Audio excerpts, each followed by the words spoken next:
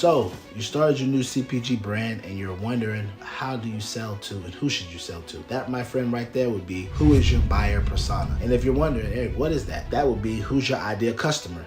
A buyer persona allows you to find your ideal customer and allows you to understand who your ideal customer is, what they want, what their likes are, what they're looking for, and how you can target them to make sure that you answer, their question. Example, you ever wonder how some brands always seem to know exactly what kind of new flavors you like, what kind of new chips you like, what kind of new ingredients you like, or how to roll out certain stuff? It's because they have a buyer persona and they know exactly what's perfect for the people that are going to be eating this product, and they get you from the jump. It's not magic, it's just a buyer persona. So understanding your ideal customer is one of the most, and I mean the most important steps in launching and growing a successful CPG brand. And once you understand that, you're able to spend a lot of money towards this instead of throwing money to the wall and hoping things stick. You'll already have an idea where you need to be, who it needs to stick with, what group you need to focus on, and you already understand on who you need to create it to, how you need to market to them so that your brand sticks out. So since we're always about teaching, we like to do everything in steps. So step one, what is a buyer persona? And well, it is a fake profile of an ideal customer with a name, age, interests, buying habits.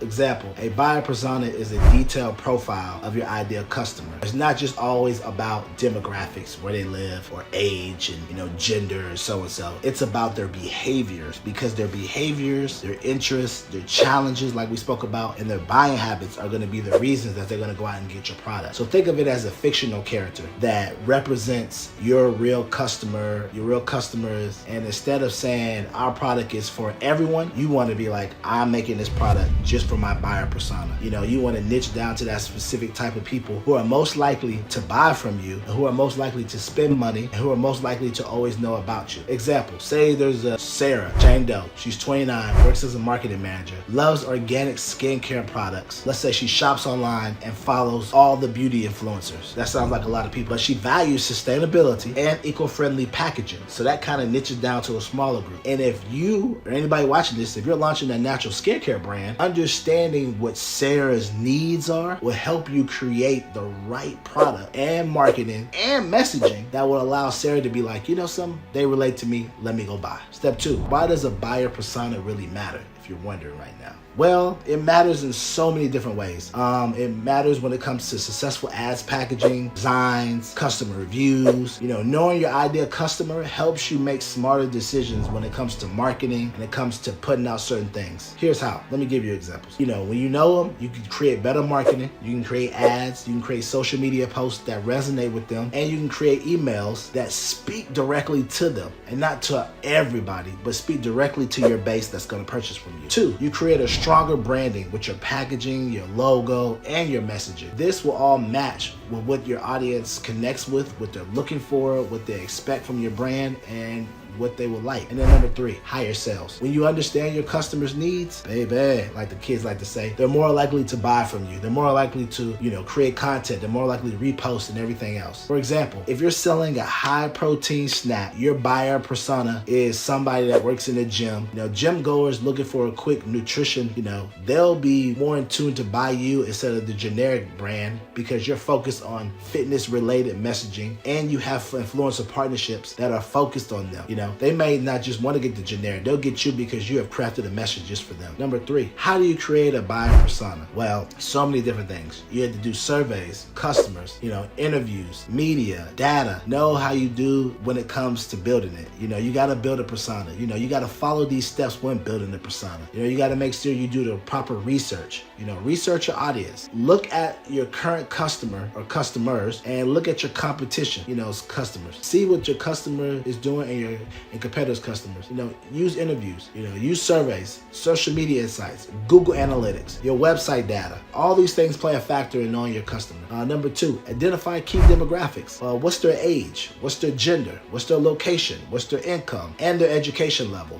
What's their job title in industry? These things play a factor of who has the money to buy from you and what demographic is. And then lastly, understanding their interests and behavior. What do they really care about? Do they care about you being eco-friendly? Do they not care about you being eco-friendly? Do they care about convenience? Do they care about price? You know, where do they shop? Do they mostly shop online? Do they shop in store? Do they shop specialty shops like Sephora, you know, other little locations? You know, what influencers do they follow or they purchase for or they get information from? You know, because if so, you can use those influencers to get your product in front of them. And number 4, give your persona a name and a story. So instead of just saying young professional or young millennial or young Gen Z, say, example, Mike, 27, a busy entrepreneur who needs healthy snacks or who really eats healthy snacks on the go. That kind of gives you a better layer of what's going on. Or just put your buyer persona in action with different things and kind of say what they might do and do side-by-side comparisons of other brands and how you feel they might be targeting with their personas. Let's give an example of like real life examples of brands that use buyer personas. That way I feel like it'll connect even more, because while we're teaching, it'll even help anymore. All right, so let's go with Liquid Death. That's a water brand, and I don't know if you know, it targets young, rebellious customers who love extreme sports, and with their edgy marketing, they choose to go for people who are, instead of traditional healthy, they go for people who are like, I like to be healthy, but it's all about at the expense of how I feel. So that's why they use a lot of bolding, you know, a lot of wild stuff and things like that. Or let's go with Glossier. It's a skincare brand. They're targeting more the millennials, Gen Zs, who love mental, natural, and they love beauty in their products. They've designated, you know, an effortless look when it comes to matching their audience with their products or their lifestyle. So, you know, you gotta think about it like that. Or the Logan Paul drink and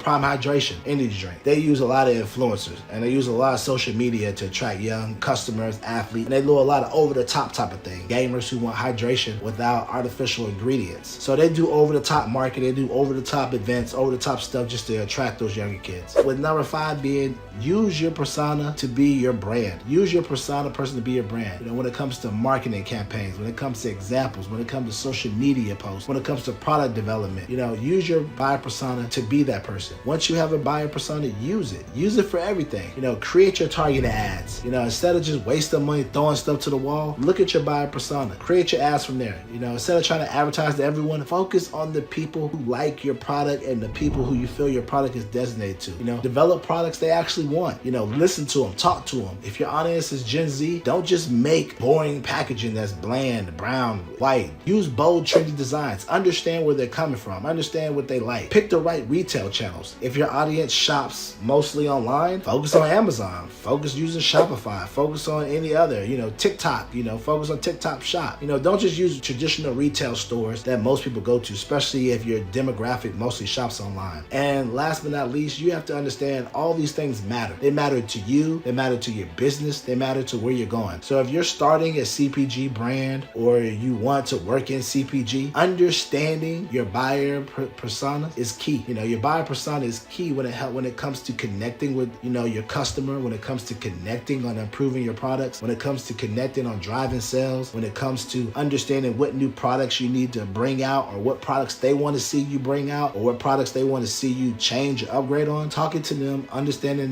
your buyer persona, what they likes, what they don't like, can be very beneficial in helping you save money, but also help you drive sales by knowing exactly what your audience want. And understanding your buyer persona audience will help you so much in the future when it comes to expanding your next product, creating the next line, or doing anything in your business in which you want to expand or do something different. This has been another CPG 101 with Eric. Leave all your questions and comments below. Like I said before, it's all about education, teaching. We can discuss more. And also, like and subscribe for more great videos, more great content, more great things that we could discuss. And yeah, man, it's been great. Like I said, we're going to have more videos about education, more videos about teaching. And we're just here to have a great conversation, create a great community where we teach back and forth, learn. And from there, we just go from, you know, helping one another. If you're either starting a CPG brand, wanting to work in CPG, or you're just interested in learning more about CPG, this is the channel for you. So thanks.